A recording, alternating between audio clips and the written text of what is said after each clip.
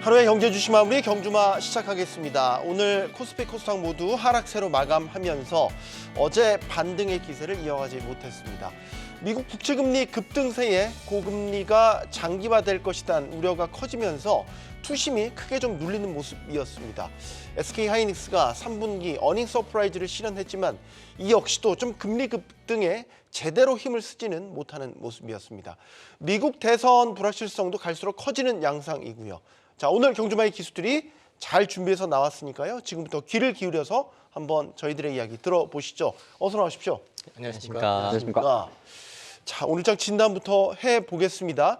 오늘은 뭔가 투심이 좀 많이 눌려서 장 초반부터 어제 미국장도 그랬고요. 오늘장 어떻게 판단하십니까?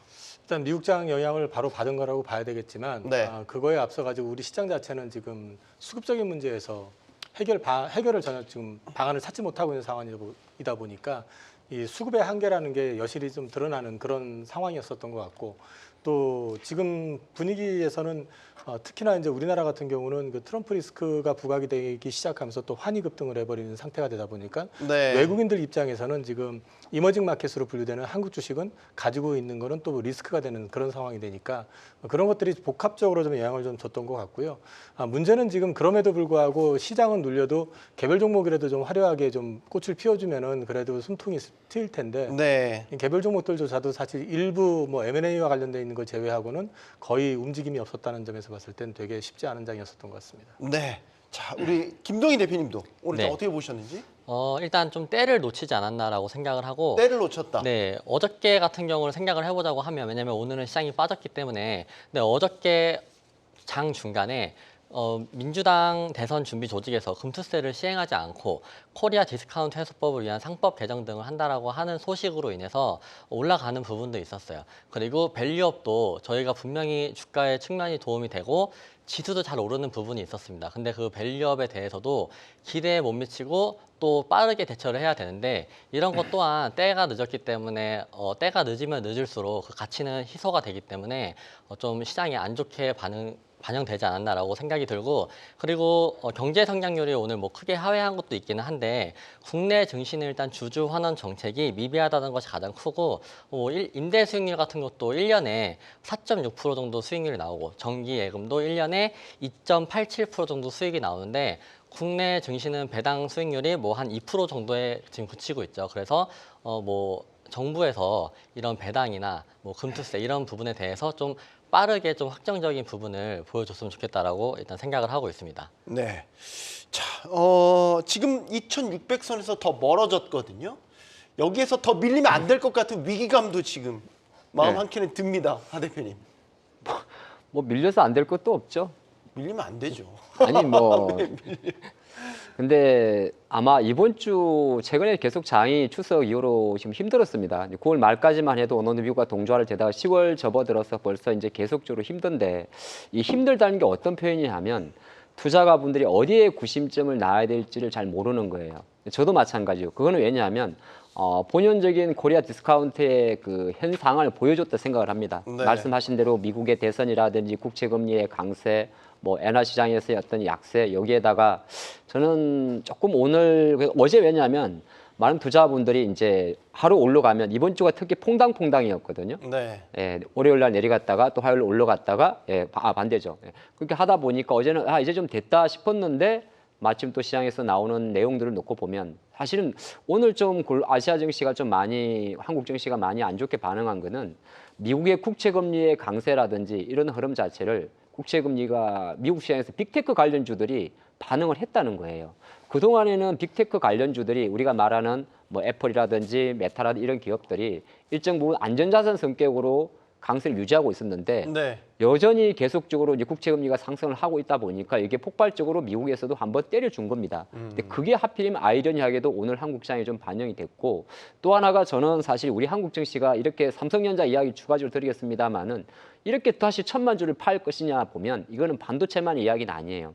결정적으로 아까 이사님 말씀하신 대로 외국인 투자가에서 상대적으로 한국이 갖고 있는, 유일하게 갖고 있는 한국의 악재가 하나 있습니다. 그건 바로 북한 리스크거든요. 네. 그러니까 북한 리스크가 사실 지난주까지만 해도 미국 국무장관이나 백악관에서 공식적으로 북한군의 러시아 파병에 대해서 언급을 하진 않았습니다. 간접적으로 만약에 정말 북한군의 러시아 파병이 현실화된다면 심각한 문제다 이야기했는데 밤새 미국 백악관에서는 조금 더 직접적으로 원산을 통해서 블라디보스톡으로 들어갔다는 것을 좀 피명한 게 있거든요. 그러다 보니까 지역적 리스크 같은 경우도 외국인 투자가로 봤을 때는 사실 한국의 주식을 조금 줄여야 되는 그런 포지션. 그리고 그 첫 번째 타겟에 가장 줄이기 쉬운 타겟이 삼성전자였기 때문에 오늘 삼성전자의 주가가 여전히 한편으로 놓고 보면 삼성전자가 많이 빠져서 지수가 빠지고 지수가 급하게 빠지니까 개별주들도 힘을 쓰지 못하고 또 오늘 종가에 좀 저가 매수가 들어올만 합니다만 왜 안 들어오냐면 또 밤새 미국이 좀 기분 나쁘게 빠졌으니까. 네. 네, 그래서 아마 조금은 이제 다시 한번 퍼즐들을 좀 맞춰야 되는 그런 다시 한계에 온 것 같습니다. 네. 북한 리스크까지도 지금 증시에 보면 좀 눌리는 요인으로서 지금 언급을 해주셨고 어떻게 보십니까? 이게 북한 파병 예전에 우리가 뭐 북한이 핵 실험한다. 어디에 뭐 미사일 쐈다. 네. 이러면 또 증시가 일시로 충격을 받았는데 이게 반복되다 보니까 어느덧 무뎌지고 둔감해지고 그랬거든요. 근데 이제 파병이라는 새로운 조건의 상황들을 우리가 지금 맞닥뜨렸잖아요. 이게 길어지고 혹은 파병 기간이나 파병 병수나 이런 것들이 많아지면 많아질수록 우리한테는 유리한 상황은 전개되지는 않을 것 같아요. 일단. 물론 당연히 유리할 수가 없죠. 특히나 이제 지금 이게 이제 북한이 파병한 데서 그친 게 아니라 이제 우리 정부에서도 거기에 대해서 상응하는 대응 조치를 하겠죠. 라는 얘기를 또 하니까 러시아에서 이제 또 바로 반발이 나왔잖아요. 네. 그 결국에는 한반도의 어떤 긴장 관계가 더 강화될 가능성 이런 것들을 이제 걱정하지 않을 수가 없게 되는 거고 또 그 말을 또 뒤집어서 얘기하게 되면은 외국인들의 시선에서 봤을 때는 그만큼 전쟁 가능성이 커진다라고 인식을 할 수밖에 없지 않느냐. 그러면 한국에 투자했던 사람들도 자연스럽게 한국에 대한 투자 동인, 유인 자체가 더 떨어지는 그런 이제 역할을 할 수도 있기 때문에 네. 지금 구조에서는 그 동안에는 사실은 그 80년대, 90년대 또는 2000년대 초반 이때까지는 영향을 받았는데 최근 들어와 가지고는 북한에서 뭐 미사일을 쏘든 뭐라든 거의 반응이 없었단 말이에요. 그랬죠. 네. 그런데 지금 이번에 좀 예민하게 반응할 수밖에 없는 게 가뜩이나 지금 얼어붙어 있는 상황에서 이런 부분들이 또 러시아 당국자의 입을 통해 가지고 또 경고가 나오게 되고 또 우리 정부가 또 강하게 좀 일단 반발을 하는 모습들을 통해 가지고 이 긴장감이 다시 한반도로 들어오는 거 아니냐라는 또 위험을 좀 더 가중시켜주는 역할 그런 것들이 좀 실제로 나타날 수 있기 때문에 이번에는 어느 정도 영향을 받을 수밖에 없다고 보고 있습니다. 네. 나라 아니나 나라 밖이나 가까운 인접국 상황이나 어쨌든 우리 시장 입장에서 보면은 호의적인 뉴스들이 별로 보이지 않는 이런 상황인 것 같습니다. 자, 그럼에도 불구하고 오늘 특징주 몇 가지만 짚어보면 아주 강세를 보였던 아주 특수한 요인 때문에 강세를 보였던 종목들이 있습니다. 뭐 고려아연, 영풍정밀. 자, 오늘 상한가로 갔습니다. 공개 매수가 끝났죠. 상한가로 간 배경 역시 장내 매수에 대한 기대감 이런 것 때문일까요? 김동희 대표님 어떻게 보십니까? 그런 기대감도 있는 것 같고 제가 보기에는 경영권 분쟁의 끝은 안 좋을 거라고 다들 시장 참여자 분들도 알고 계시는데 이게 막상 물량을 이제 넘기려고 하다 보면은 시장이 안 좋을 때 매매를 할 게 없을 때 눈에 가장 많이 띄는 게 단기 급등주입니다.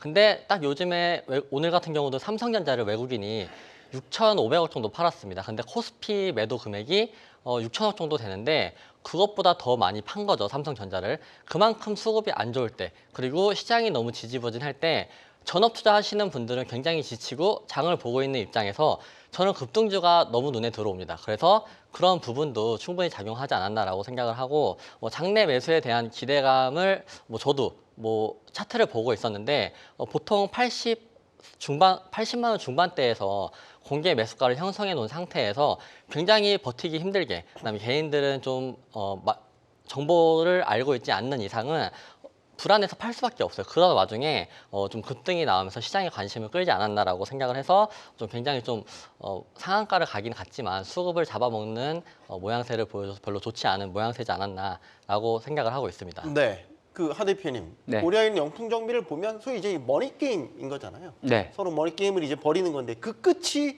좋지 않을 거라는 불안감을 다 가지고 있는 건데 네. 어쨌든 이 공개 매수가 끝나고 장내 매수를 통해서 이렇게 이제 지분 경쟁을 벌일 거라는 기대감이 이렇게 오르는 것 어떻게 대응하는 게 맞다고 보십니까? 두 가지의 투자가 있겠죠. 뭐 오래전부터 고려아연을 투자해온 투자가분들은 이제 지금 이 기계에서 가장 높은 수익률을 취하려 하실 거고, 또 이제 우리가 이러한 지분 경쟁에서 머니 게임이잖아요. 뭐 지분 게임에서 끝나지 않은 지분율 격차를 위해서 단기적으로 트레이딩 하시는 분들은 아마 각자의 리스크를 갖고 저는 투자 또는 매매를 할 거라 생각을 합니다. 10월 14일자로 이제 공개 매수는 끝났는데 여전히 MBK 측과 고려아연 지분율은 4%포인트 차이가 좀 있더라고요. 네. 근데 여기서 이제 고려아연 측에서 잘 아시겠습니다만 10% 정도의 차사주 소각을 한다고 했고, 네. 또 그 중간에 이제 차사주 공개 매수까지 합치게 되면 두 양 진영의 지분율 격차는 2%로 줄어들게 됩니다. 그런 상태가 있다 보니까 뭐 이북현 금감위원장이나 사실 금융당국에서 경계했던 건 뭐냐 하면 공개 매수 가격의 지나친 상향선 이런 걸 경계한 거거든요. 하지만 이제 끝나지 않은 전쟁이다 보니까 장내 매수라든지 우호 지분 매수에 확보를 한다고 하니 시장은 상당히, 또 최근에 이제 그런 거죠. 이미 지금 양쪽 지분 합쳐도 유통 물량이 20%가 안 돼요. 왜냐하면 지금 현재 공개 매수 기준으로 MBK 영풍 쪽이 한 38% 정도 갖고 있고, 그리고 이제 고려아연 측이 지금 34% 정도 되니까, 네. 그러면 장도 좀 애매하고 이렇게 이제 확실한 이벤트에 대해서는 시장이 좀 투기적 자금이 들어오겠죠. 그렇게 보시면 좋을 것 같고, 이런 이슈가 있다 보니까 오늘 장 막판에는 또 하나의 지분 경쟁, 가족 간의 지분 경쟁 이슈 있는 게 한미 사이언스가 있죠.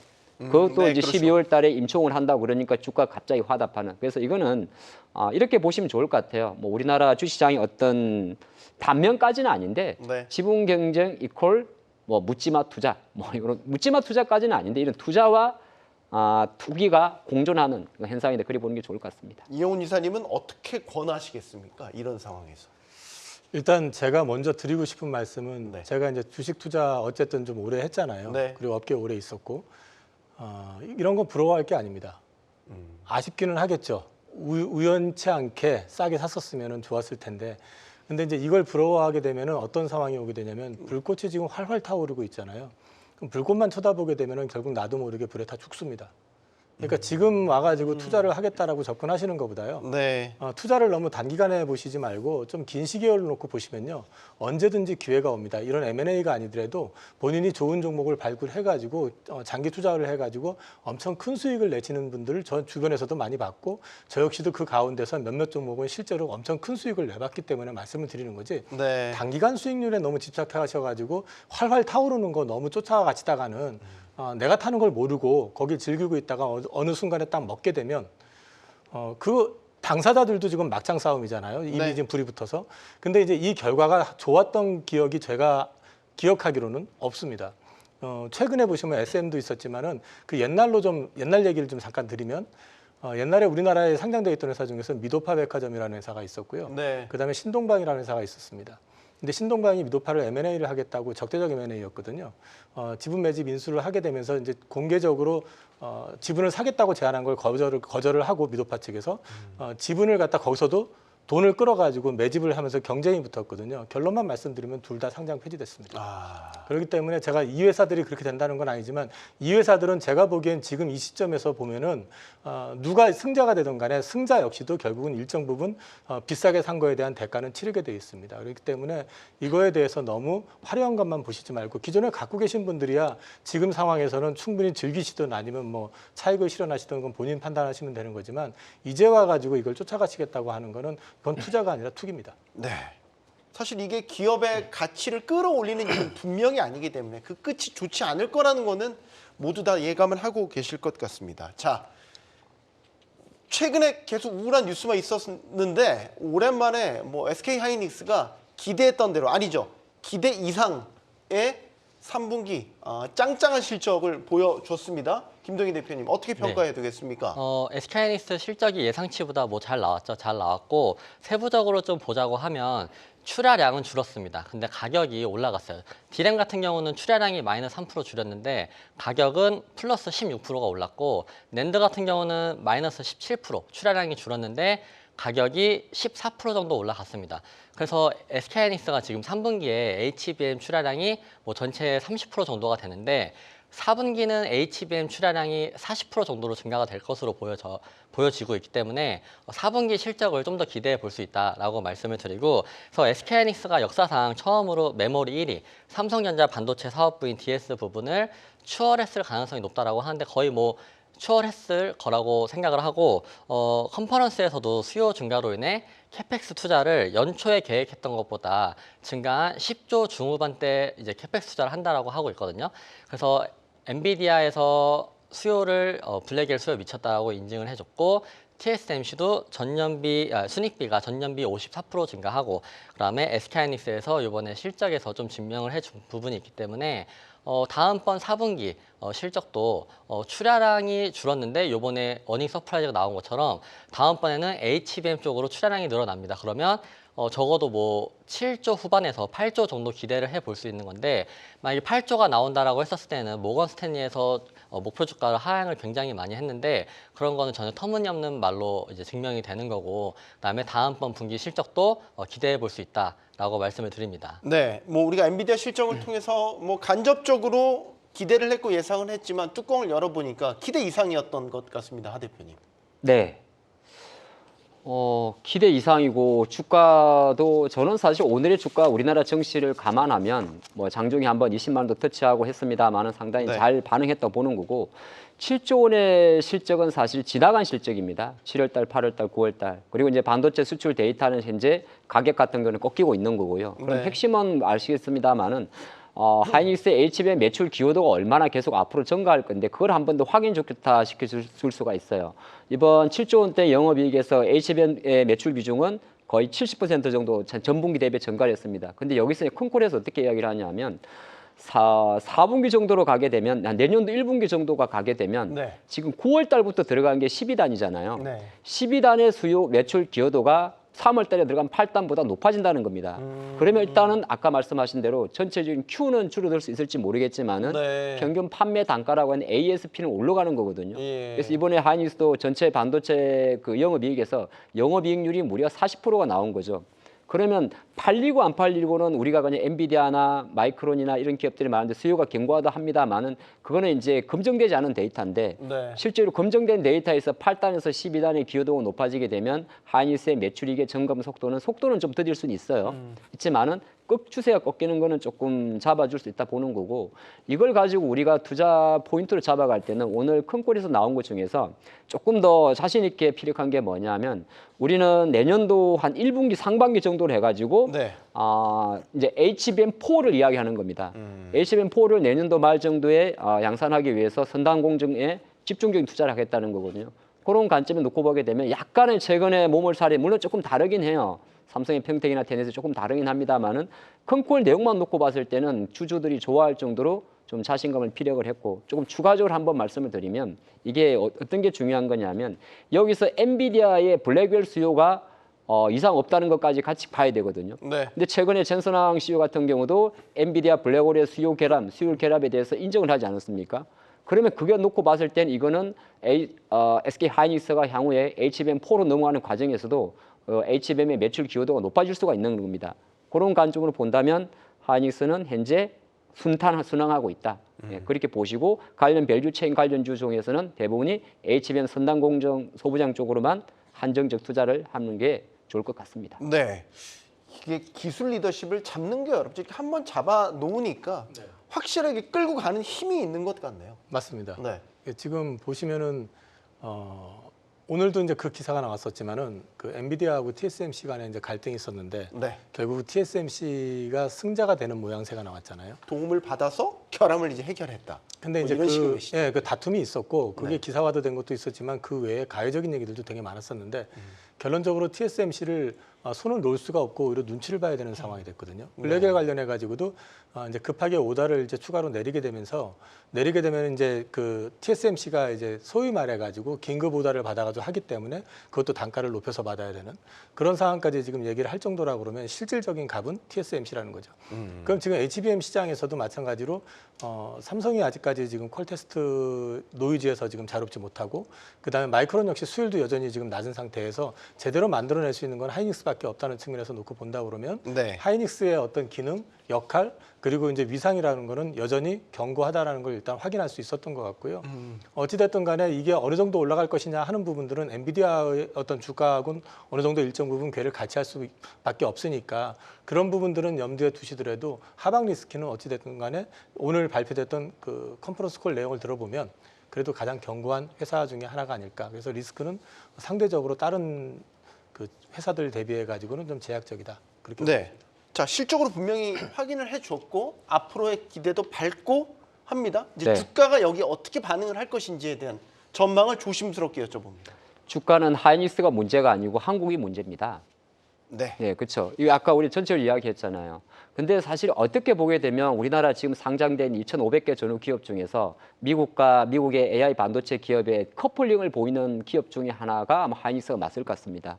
왜냐하면 이 내용 자체에 지금 보면 글로벌 AI 반도체 기업들의 주가를 보면 아까 말씀하신 TSMC는 가장 엔비디아와 마찬가지로 뭐 TSMC 주가는 지금 미국에서 대략 $200 정도 합니다. 네. 흔들림 없이 우상향을 해주고 있고 엔비디아의 주가도 물론 11월 14일 전후에 실제 예정돼 있습니다만 지금 페이스라면 어느 정도의 서프라이즈를 떠나가지고 실적의 기대감까지는 주가가 끌어갈 모습이거든요. 그러면 시장 관점에서 하이닉스 오늘 실적을 발표하고 20만 원 정도에서 멈췄지만은 만약에 여러 가지 주가라는 건 여러 가지 상황이 있는 거잖아요. 우리나라 증시에 예를 들어서 삼성전자가 저렇게 망가지지 않았다면 오히려 더 점핑이 될 수도 있었을 거고 또 반대로 놓고 보게 되면 하이닉스의 지금 20만 원이 2,600포인트에서 흔들리는 코스피 기준으로 비싸 보일 수도 있습니다. 그러니까 이게 상대적인 거거든요. 네. 그런 관점이기 때문에 실적을 보고 오늘 세론이다 아니다 이렇게 판단하는 거는 우리나라 전체 시장 관점에서 봐야 되고 어쨌든 실적으로 정명을 했고 앞으로에 대한 HBM의 수요에 대한 기대치도 충족을 시켰다면 우리 하이닉스를 투자한 분의 마인드나 입장에서는 이건 이제 선택은 해야 되는 거예요.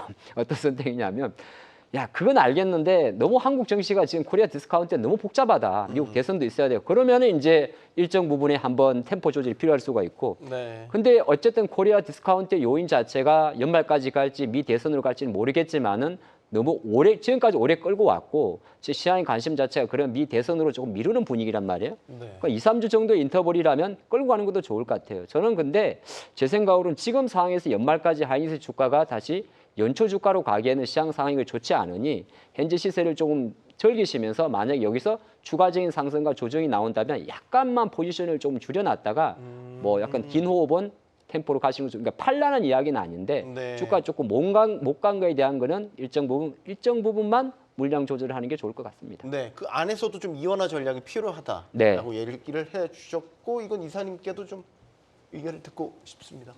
저는 지금 반도체 포지션이 별로 없다 보니까 네.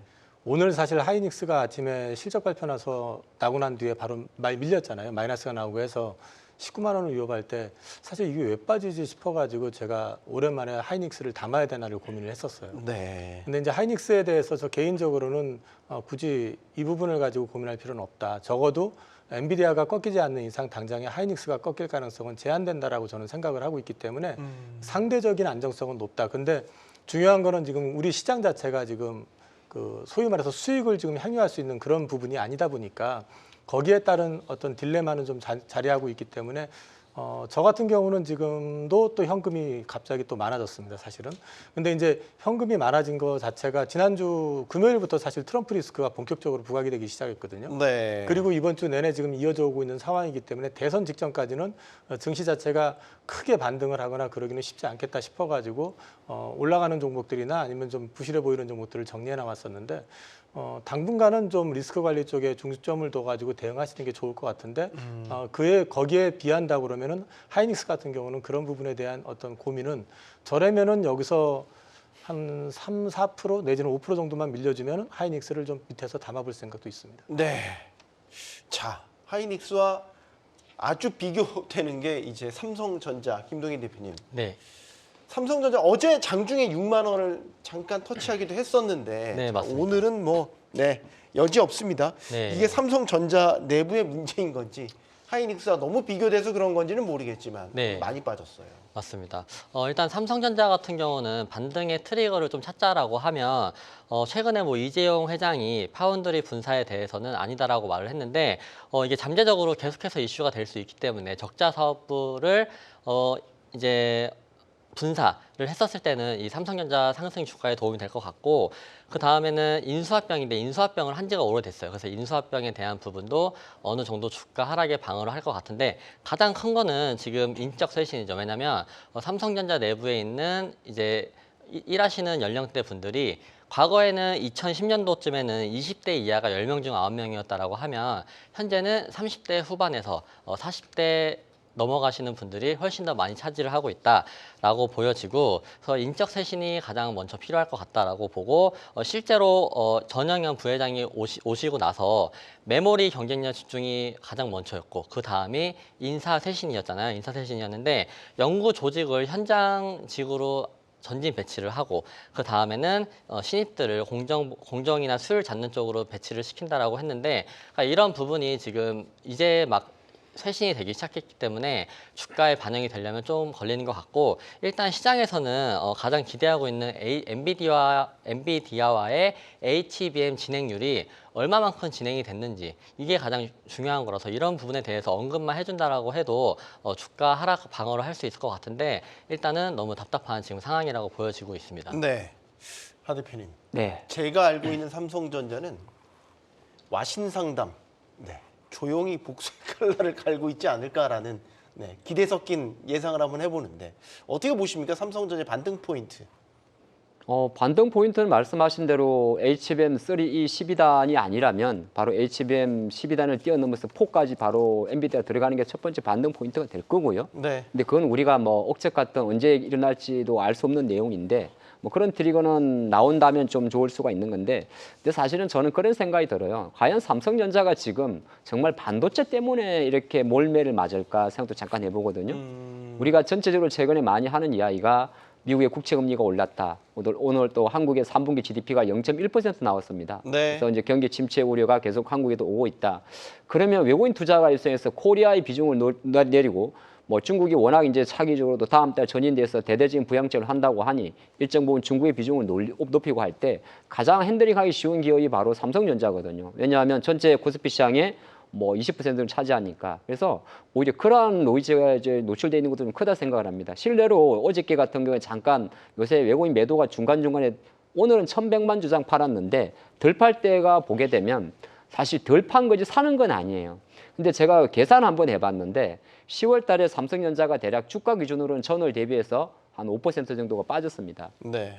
근데 외국인 투자가 입장에서 생각을 해봤는데, 그 외국인 투자가는 지금 삼성전자에 대한 지분율이 역대 최근 한 1년 전 수준으로 53% 초반에 내려가 있거든요. 쉽게 말해서 외국인도 삼성전자의 지분 50% 갖고 있으니까 지금은 400조는 안 되지만은 실제적으로 400조 기준으로 50% 잡은 200조를 갖고 있는 건 말이에요. 네. 자, 200조를 갖고 있는데 실제적으로 지난 뭐 일단 10월 9월 달 빼고 10월만 봐도 벌써 5%면은 대략 200억 정도의 손실이 발생을 하잖아요. 네. 근데 거꾸로 한번 생각해 보시면 최근 10월 달에 우리나라 원화 환율이 5%가 절하가 됐습니다. 그러니까 무슨 말이냐면 외국인 포지션 놓고 보게 되면은 직간접적으로 삼성전자를 급하게 팔아서 현금화할 필요는 없어요. 왜냐하면 주식이 5% 내려가는 만큼 환율이 5%가 절하가 됐기 때문에 달러 베이스로 계산하게 되면 굳이 조정을 안 해도 되는 겁니다. 네. 예, 그런 게 있는데 그런 거 있을 때마다 조금 덜 파는 거고, 그래서 제가 생각할 때는 이거는 반도체에 물론 반도체도 가장 그 중심에는 있는데 일정 부분 많은 부분은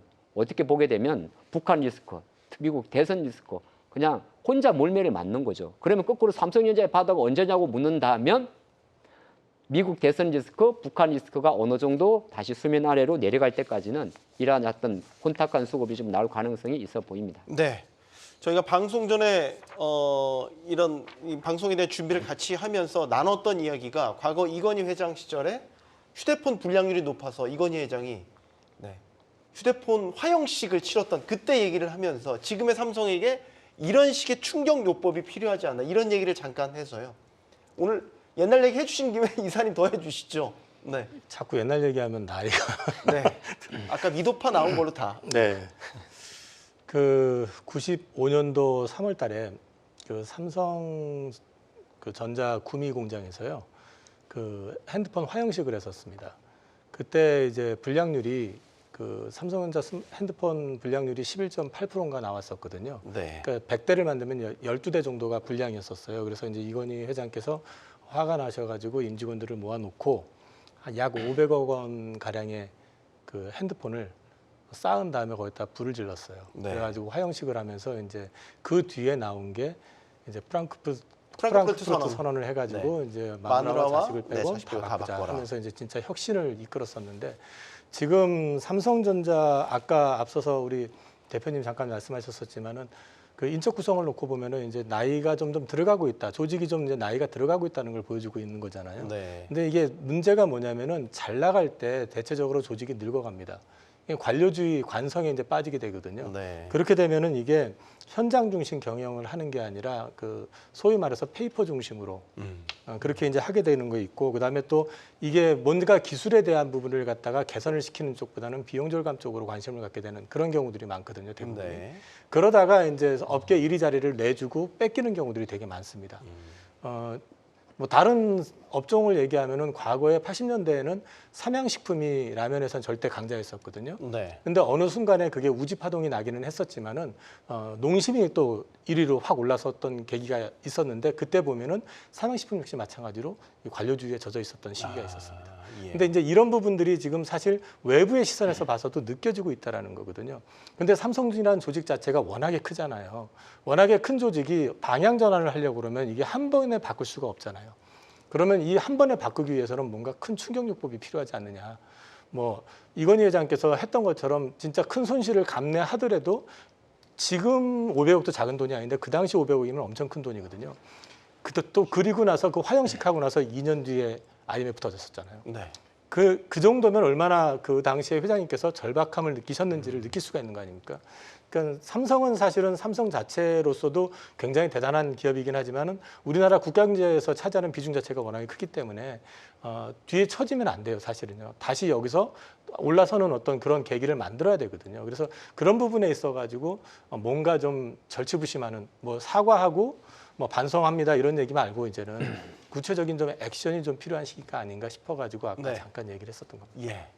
이게 충격요법이라고 하면 뭐 수율이 안 나온다고 하는 반도체 웨이퍼를 화형식을 해야 되나? 농담이었습니다. 안 됩니다. 네. 90년대는 뭐 불을 태우더라도 지금 세상이 언젠데 반도체를 태웁니까 그러면? 뭐 답답한 마음에 한번 말씀을 드려봤습니다. 자, 다음 주로 넘어가 볼까요? 지금 또 관심을 갖고 있는 기업은 테슬라의 실적이었습니다. 테슬라 실적 기대 반 우려 반이었는데 기대를 좀 충족을 했습니다. 김동인 대표님. 네. 실적 잘 나왔죠. 네, 잘 나왔습니다. 시간 내에서도 그래 주가가 꽤 많이 올랐어요. 네, 13% 정도 지금 시간에서 오르고 있는 걸로 알고 있는데, 급등하고 네. 있군요. 그래서 뭐 매출은 시장 컨센보다 낮았는데 EPS 이익이 시장 컨센보다 잘 나오면서 마진율이 좋아졌다라는 게 가장 중요한 포인트였고, 그리고 중국에서도 9월 판매가 전년비에 비해서 약 20% 가량 증가를 했고, 실제로 중국에서 판매 대수가 역대급으로 가장 많았습니다. 그 다음에 내년에도 이제 인도량 같은 경우가 뭐 S&P에서 뭐 모건스탠리에서 15% 정도를 전망을 하고 있는데, 테슬라 요번에 이제 컨퍼런스 콜에서 한 20% 정도 증가할 수 있다라는 좋은 소식을 알려주면서 시간 내에서 큰 상승을 보여주고 있는데, 근데 일단 뭐 테슬라 같은 경우는 지금 온전한 2차 전지 주보다는 뭐 ESS, 휴머노이드, 뭐 그다음에 자율주행, AI, 뭐 트럼프 트레이드 수혜주로 움직이고 있기 때문에 지금 국내 2차 전지들과는 연동이 잘 돼 있지는 않아요.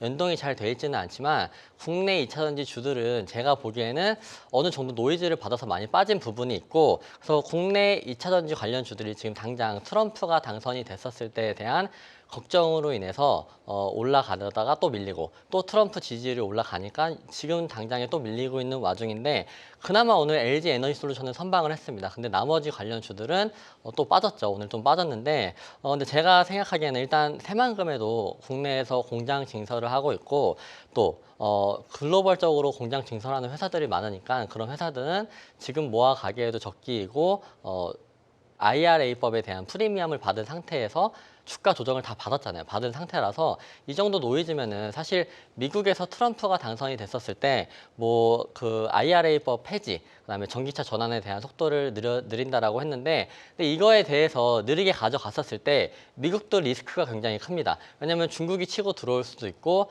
다른 굉장히 2차 전지 기술적으로 밀리게 되면 나중을 생각했었을 때 이게 안 되는 거기 때문에 별로 지금 정도 빠진 거면은 저는 뭐 모아가도 좋다라고 말씀을 드리겠습니다. 네. 테슬라의 실적을 보면서 우리가 역시 생각하는 거는 2차 전지에 대한 생각, 이제 연동에 생각할 수밖에 없는데, 네. 잠깐 김동인 대표가 얘기했지만 지금 대선을 앞두고 있고 대선 결과 2차 전지가 이제 어떻게 반응을 할까, 이게 제일 궁금하거든요. 트럼프의 당선은 2차 전지에는 좋을 게 없다, 악재다 이렇게 보는 시각이 좀 무게가 실려 있는 것 같은데 하 대표님 어떤 사실 관점을 제시해 주시겠습니까? 그거 이제 우리나라 최근 2년 동안의 2차 전지 관련주의 주가 흐름은 크게 두 가지입니다. 하나는 이제 중국산 리튬 가격의 변동 추이, 그리고 이제 작년 하반기부터 올해 상반기까지는 실제적으로 공급망 제한에 따른 북미 이제 쇼티지 이슈였거든요. 누가 미국에다 공장을 많이 짓느냐 그런 거. 그다음에 또 하나의 결은 캐점 돌파입니다. 캐점 돌파는 사실은 우리나라 2차 전지 관련 셀이나 배터리가 국수혜가 된다고는 할 수는 없어요. 캐점이라는 건 결정적으로 전기차가 많이 팔리는 걸 말하는 거니까. 근데 그거는 수요적인 문제고, 트럼프가 대통령이 됐을 경우에 시장에서 말하는 이제 예를 들어서 2차 전지는 좀 위험할 수 있지 않을까, 그 이야기는 바로 IRL에 대한 규제, IRL 지원에 대한 2차 전지, 그러니까 전기차를 살 때 지원되는 지원금에 대한 축소를 염려하는 거잖아요. 그렇죠. 근데 지금 사실 그거는 현재까지도 물론 경계위원이 맞긴 맞습니다만은 크게 놓고 보게 되면 트럼프나 이제 해리스 같은 경우는 중국을 규제하는 건 계속 똑같은 거고요. 네.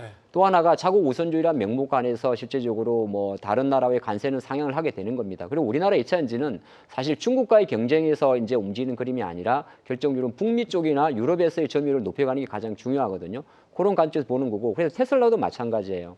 오늘 실적이 잘 나온 거는 사실 이거는 또 이미 3분기 인도량에서 검증됐던 건데, 테슬라가 좀 좋았게 실적을 반영하고 시간에서 좀 올랐던 건 아마 주가는 올랐다 빠질 수 있어요.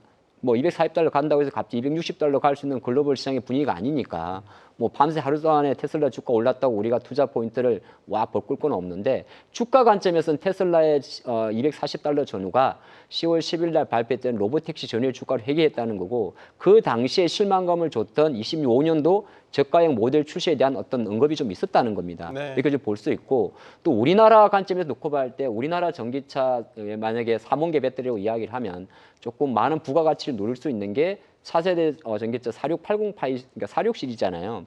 근데 여기에 어느 정도 사이버 트럭의 미국의 3위, 그다음에 손익 분기점의 도달, 이런 게 되게 중요한 거고, 지난 이틀 전에 미국의 제너럴 모터스가 올해 20만 대 인도량을 목표로 합니다만은 결정적으로 놓고 봤을 때 내년도 같은 경우에 전기차 이제 저가형 전기차의 보급을 이야기합니다. 쉐보레 볼트라인을 이야기하거든요. 네. 그럼 가만히 놓고 보게 되면 25년도, 26년도로 갈 때 전기차의 전체 캐점 돌파는 자연스럽게 이루어지는 그림입니다. 그건 풀어줄 수가 있는 거고, 트럼프가 대통령이 됐을 경우에 IRA 축소에 대해서는 충분히 생길 수가 있어요. 네. 생길 수가 있긴 있는데, 일단 그 관련 같은 경우는 제가 볼 때는 영향을 안 받는 건 아닌데, 일단은 그런 관점은 거꾸로 놓고 보게 되면 IRA 보조금을 일부분 축소한다든지, 그것도 사실은 트럼프 입장에서 덕이 될지 실이 될지는 아무도 알 수 없습니다. 트럼프는 일단 IRA가 중심이 아니라 친환경 정책을 막는 게 우선 목표로 생각을 하거든요.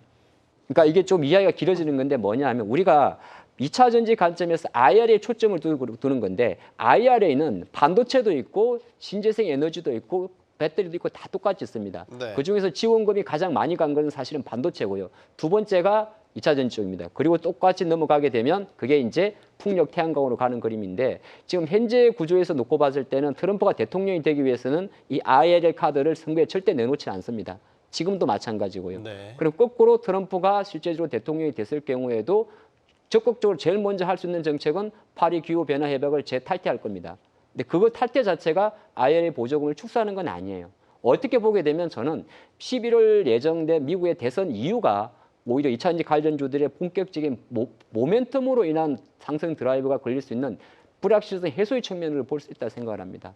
그러니까 지금 주가가 조금 가고 안 가는 거는 뭐 전체적으로 일단 대선에 대한 경계감이 이렇게 보지, 멀리 단정해서 대선에 트럼프가 되면 2차 전지는 25년도 없다고 보는 거는 그 누구도 예측할 수 없을 것 같습니다. 네. 이번에 테슬라가 실적을 내놓으면서 이제 긍정적으로 평가되는 부분이, 예를 들어서 보급형 전기차에 대한 구체적인 계획들이 나왔다는 거죠. 그래서 인도량을 좀 늘리겠다라는 구체적인 숫자와 시기들이 이제 나왔으니까, 이제 뭔가 양파 껍질 하나가 더 벗겨진 것 같은 네네. 네, 이런 느낌을 받았단 말이죠. 그게 이제 앞서 말씀하신 것처럼 GM 역시 마찬가지로 보급형 전기차의 판매 확대를 통해 가지고 이제 연말 또 내년에 대한 기대감을 키워놓고 있는 상황이니까, 네. 이걸 뒤집어 놓고 말씀을 드리면은 결국은 2차 전지 쪽 같은 경우도 수요가 늘어날 수 있다라는 거를 이제 반증해 주는 얘기잖아요. 네. 그리고 이제 테슬라 같은 경우는 저 개인적으로는 사실 이번에 보급형 전기차 관련돼서 코멘트가 있나 없나가 되게 중요하다고 봤었고, 혹시 FSD 관련된 얘기를 할까를 봤는데 FSD 관련해 가지고는 지금 이번에 이제 실적에 반영되는 걸 갖다가 높였어요. 그러니까 이제 이연되는 걸 갖다가 이제 낮췄다는 얘기인데, 그러면서 얘기했었던 게 25년 3분기, 2분기 내지 3분기 되면은 사람이 운전하는 것보다 더 안전한 운전을 하게 될 것이다라고 네. 얘기를 했다는 얘기거든요. 그럼 26년 상용화를 일단 얘기를 했었잖아요. 그러면 이제 이런 것들도 어느 정도 궤를 맞춰가고 있다라는 측면에서 봤을 때는 테슬라는 사실은 실적 서프라이즈보다도 FSD 관련된 얘기하고 보급형 전기차 출시한 거, 그리고 이제 ESS 뭐 여전히 좋다라는 거, 이런 쪽이 오히려 시장의 어떤 기대감을 크게 올려놓은 게 아닌가 싶고요. 어찌됐든 이거는 2차 전지 쪽으로 봤을 때는 바닥을 확인하는 어떤 하나의 계기가 될 수 있겠다. 그래서 2차 전지 이제 컨퍼런스 콜이 조만간에 이제 LG엔솔부터 시작이 될 텐데, 네. 그때 역시 그 셀 업체들의 어떤 반응을 좀 체크해 보실 필요가 있을 것 같습니다. 그래서 셀 업체부터 시작해가지고 훈풍이 분다 그러면 결국 가가지고 조금 시간이 필요하겠지만 이제 소재 쪽까지 확산될 가능성도 있어 보입니다. 오늘 현대차가 뭐 장 후반에 더 좀 낙폭을 키우면서 5% 이상 이렇게 급락을 한 건 어떻게 해석하세요? 일단 기저효과, 기고효과죠. 오늘 실적 나왔는데 뭐 다소 이제 실적이 둔화되긴 했지만 이렇게까지 많이 반영할 재료였느냐? 일단 그거는 일단 우리나라 시장 자체가 수급이 약하기 때문에 요즘 분위기 자체가 어닝 쇼크가 나온다 또는 시장의 기대치에 못 미친다 하면은 무조건 팝니다. 무조건 팔고 보는 그런 패턴이다 보니까 그 영향이 좀 일정 부분은 작용을 했었던 것 같고, 네. 실적 자체로만 놓고 말씀을 드리면 이제 PER 뭐 4배, 5배 수준인데 이게 이렇게 빠져야 될 때냐라고 할 수도 있기는 한데, 네. 문제는 지금 오늘 아침에 하이닉스 실적 발표 났을 때도 바로 밀렸었잖아요. 예. 그리고 컨코를 통해 가지고 자신감을 강력하게 표명을 하니까 돌아섰던 거거든요. 그에 반해서 이제 현대차 같은 경우는 실적이 가이던스가 3조 한 9천억 내외 얘기했었다가 8, 9천억 얘기했던 게 3조 5천억대 나오니까 쇼크네. 그러면서 이제 판 것도 있고, 사실 또 컨코를 하면서 기대했었던 건 뭐냐면은 밸류업 프로그램을 바로 좀 제시해주지 않을까, 자사주 매입이라든지. 네. 그 얘기가 없었습니다. 예. 그래서 이제 그걸 보고 주식을 갖다 더 팔아낸 것 같고요. 그것 때문에 사실 하이닉스도 막판에 좀 밀렸던 것 같아요. 그래서 이제 이거는 사실 우리나라 시장이 정상적인 상황이었었다 그러면 이렇게까지 빠질 상황은 아니었고, 오히려 뭐 이렇게 더 빠진다고 하면은 현대차, 저 개인적으로는 우선주에 대해서 관심을 계속 말씀드렸으니까 우선주 기준으로 했을 땐 차라리 더 빠지면 오히려 매수 기회가 될 수도 있을 것 같습니다. 네. 자, 뭐 좋은 뉴스도 있고 나쁜 뉴스도 있고 기대도 있고 뭐 불안한 면도 있고 뭐 이런 여러 이슈들이 혼재돼 있는데, 이 모든 걸 뒤엎는 이슈가 요즘에 미 국채 금리입니다. 많이 올랐어요. 이달에만 지금 44bp 이렇게 올랐거든요. 네. 이게 지금 직격탄이 된단 말이에요. 지금 뉴욕 증시도 이것 때문에 많이 빠졌고요. 네. 최근에 굉장한 비관론들이 나오고 있어요. 네, 맞습니다. 뭐 작년 9월 말에 5%대 정도 국채 금리를 형성해 놨고, 그리고 9월 말에 7%대까지 간다라고 겁을 줬었는데, 뭐 사실 이렇게 매물대가 없이 지금 올라오는 모양새였다라고 하면 조금 걱정이 될 것 같은데, 지금 올라오는 이유는 트럼프가 당선이 됐었을 때 다른 나라들, 중국한테 관세를 많이 매기면서 인플레이션이 발생을 할 거다라는 것도 깔려 있잖아요. 깔려 있는데 파월 의장님께서 이제 빅컷을 했었을 때 했던 말이 인플레이션보다는 일단은 고용에 집중을 하자. 그래서 뭐 인플레이션 같은 경우는 제가 보기에도 지금 단계적으로는 크게 오를 부분은 없어 보여가지고 지금 국채 금리가 뭐 트레이딩 영역에서 오버슈팅이 나오고 있다라고 보고 있고, 오버슈팅이 나온다라고 하면 한 4.6%까지는 올라올 수 있을 거라고 보여지는데, 그래서 이번에 만약에 채권을 하시는 분들이라고 하면 채권에 투자하기에 적합한 시기이지 않을까라고 생각을 하고 있습니다. 네. 박 대표님. 네. 국채 금리가 오르면 자금은 높은 수익률을 쫓아가게 되잖아요. 그러면 이렇게 높은 금리를 준다고 국채 사달라고 이렇게 유혹을 하면 주식에서 돈 빼서 국채 사는 거 아닙니까? 이제 지금 현재 국채 가격은 떨어지고 있겠죠. 금리가 이렇게 높으면 장기로 보고 들어갈 수 있지 않을까? 근데 지금 아까 말씀하신 대로 사실 4% 수준까지 내려갔던 미국의 10년 국채 금리는 미국이 50bp 수준의 금리를 인하하면서 내려갔어요. 네. 내려가서 이제 어느 정도의 이제 선반영의 기술적 반등이 나왔는데, 말씀하신 대로 결정적 국채 금리가 현재 4.25까지 폭발적인 상승을 보이는 것은 트럼프 리스크가 맞습니다. 예, 왜냐하면 뭐 미국 경제 지표도 좋고 다 좋은데, 트럼프는 딱 한 가지 아까 말씀하셨지 않습니까? 관세적인 부분에 대해서는 사실 물가 올라가는 부분이 있는데, 그보다 더 공격적인 게 두 가지 정책이 아예 다릅니다. 법인세율 미국이 한 25%를 19%로 내려고 하는 거고, 미국 전통이 공화당은 감세 정책, 민주당은 정세 정책입니다. 그래도 해리스 같은 경우 오히려 25% 수준의 미국의 법인세를 29%에 올리려고 하는 거죠. 그럼 일단 그 관계에서 일단은 같은 재정 정책 국채 발행을 할 때 최소한 트럼프는 해리스의 10배 이상의 국채를 발행하게 됩니다. 네. 그런 흐름이 있다 보니까 이제 시장은 최근에 약간 미국의 금리 인하에 국채 롱 포지션들이 약간 정리가 되면서 국채 금리 상승에 베팅하는 그림이 되는 건데, 그러면 우리 투자자들 관점에서 이게 마의 구간이 좀 있어요. 심리적으로. 어느 정도? 그게 제가 아마 미국이 그 연준 이제 금리 인하 이야기가 6, 7월 수준으로 해결해 보면 대략 4.5 언저리가 가게 되면 네. 이거는 시장에서 심각하게 오히려 거꾸로 보면 그동안 연준이 6개월 이상 끌고 왔던 모든 게 물거품 될 정도로 글로벌 위험 자산 해피 현상이 생길 수가 있습니다. 네. 네, 그런 상황이 있기 때문에 어떻게 보게 되면 지금 글로벌 증시가 만약에 미 대선까지 흔들린다면 딱 하나의 바로미터는 이 국채고요. 우리가 중심의 투자를 보는 관점에서 미국의 국채 금리가 흔들리면서 장이 만약에 견고하다면 이건 일정 부분의 안전자산 도피처가 되는 거고, 어제 밤새처럼 미 국채가 흔들리면서 미국의 테크주들이 밀린다면 이거는 전체적으로 글로벌 증시에도 동반 영향을 미칠 수가 있습니다. 본의 아니게 미 대선까지는 이 국채 금리를 매일 좀 신경 쓰게 봐야 될 네. 상황에 그렇겠네요. 놓여 있습니다. 지금 트럼프가 당선될 거라는 거에 베팅을 해서 국채금리 이렇게 오른다면 대선이 11월 5일입니다. 그러면은 오늘이 24일이니까 2주가 좀 안 남은 이런 셈인 건데 계속해서 이 사르름판 위를 걷는 듯한 걸 보면서 이 국채금리 상황을 지켜봐야 되겠네요. 최근에 드래컨 밀러라는 분이 이제 미국 채금리 5.5%까지 볼 수 있다. 자기는 이제 그렇게까지 얘기를 했는데 4.5가 아니고 5.5요? 네네. 근데 이제 네. 저는 그거 보면서 기억하실지 모르겠지만은 올 연초인가요? 작년인가 저기 빌 에크만이 한번 국채금리 가지고 장난 비슷하게 쳤었잖아요. 자기가 사기 전에는 막 엄청나게 얘기해놓고 나중에 다 팔고 나서는 또 이제 또 다시 밑으로 또 낮추는 거 얘기하고 이런 식으로 이제 했었는데 네. 약간 그런 느낌. 그러니까 이제 트럼프 트레이딩이라고 하는데 트럼프의 어떤 리스크를 좀 이용을 해가지고 약간 투기적인 포지션들이 좀 들어가 있는 거 아닌가 하는 생각도 좀 있기 때문에 네. 결국은 이게 이제 대선 직전에 어느 시점에서 트럼프가 되느냐 안 되느냐에 따라서 이제 방향성이 좀 잡히지 않을까 싶은데 어쨌든 지금 상당히 많이 올라온 폭을 놓고 봤을 때는 이것도 결국에는 그 대선 전에는 어느 정도 물량이 좀 정리가 되면서 마무리가 되지 않을까 싶습니다. 근데 지금 대선이 끝나고 나서도 혹시 모르는 게 대선이 끝나면 뭐가 미국 경제 화두가 될 거냐. 미 연방 정부의 막대한 정부 부채. 이거를 좀 해결해야 되는 문제가 또 이제 맞닥뜨리게 되거든요. 그러면은 이걸 해결하려면 또 국채 새로 찍어야 된다 이 얘기가 나올 거란 말이에요. 이런 것들을 지금 선반영하고 있다는 측면도 있어요.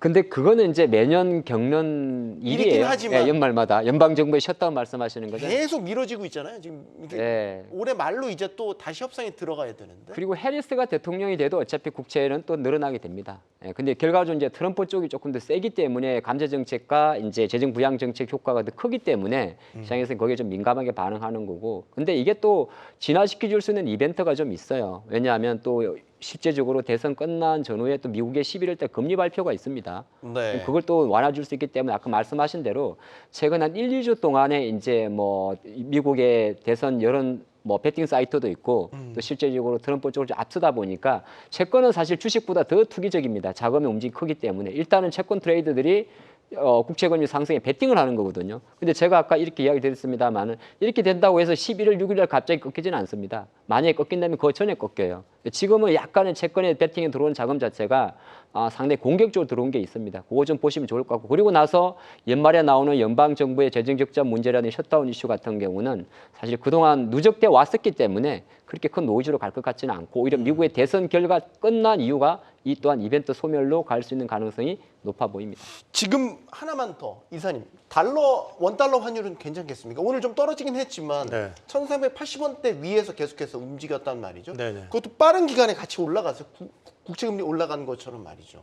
수급적으로 괜찮겠습니까? 수급적으로 봤을 때 그 외국인들의 이탈이 지금 사실 눈에 띄게 보이는 건 없거든요. 네. 그러니까 이제 우리나라 주식을 팔고 채권을 팔고 이러는 분위기는 사실 아니에요. 그러니까 팔아가지고 그 돈을 환전을 해서 나가는 거는 좀 제한되어 있는 거기 때문에 우리만 유독 지금 좀 많이 파는 느낌은 앞서 말씀드렸었던 여러 가지 이슈 때문에 그런 건 거긴 한데 네. 그게 이제 곧 다시 바로 1,400원을 넘어가거나 하기에는 아직까지는 좀 제한이 좀 있을 것 같고, 물론 좀 뭐 일본 엔화라든지 이런 것들이 급등을 해버리면 또 같이 연동을 되긴 하겠지만은 그게 아니라고 한다면은 우리도 아직까지는 여기서 추가적으로 오버슈팅할 가능성은 좀 제한적이지 않나 싶습니다. 그러니까 엔캐리가 아니라 이제 다시 강달러 시대를 우리가 준비를 해야 되나 이런 생각도 들더라고요.